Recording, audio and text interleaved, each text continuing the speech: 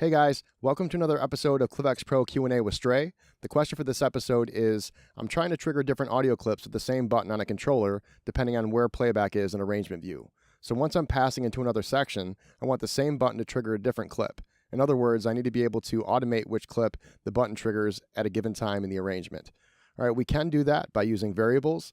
That is a bit more of an advanced concept though, and so prepare yourself. We are going to be getting a bit deep in this episode. First of all, for this example, I'm going to be using this little application here, which functions as an on-screen MIDI controller.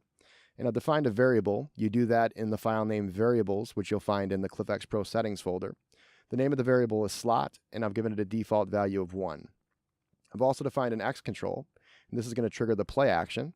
Since I haven't specified a track, it'll apply to the selected track, and the slot on that track that it'll launch is variable. All right, so it'll launch whatever slot number is stored in this slot variable. Right now that's 1, so it's going to launch the first slot on the track. So if I go to live now, you'll see that it launches that first clip. All right, now let's look at changing this assignment based on arrangement position.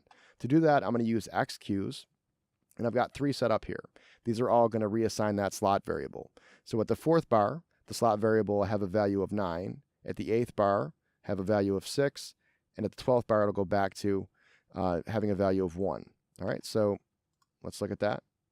So it launches the first slot. As soon as we get to the 4th bar, it's going to launch the 9th slot. Once we get to the 8th bar, it'll launch the 6th slot. And then once we get to the 12th bar, it'll go back to launching the first slot again. So interesting use case there where we're using variables to achieve dynamic reassignment. Hopefully that gives you some ideas on some of the more advanced things you could do with ClyphX Pro. As always, please keep the questions coming, and I'll see you in the next episode.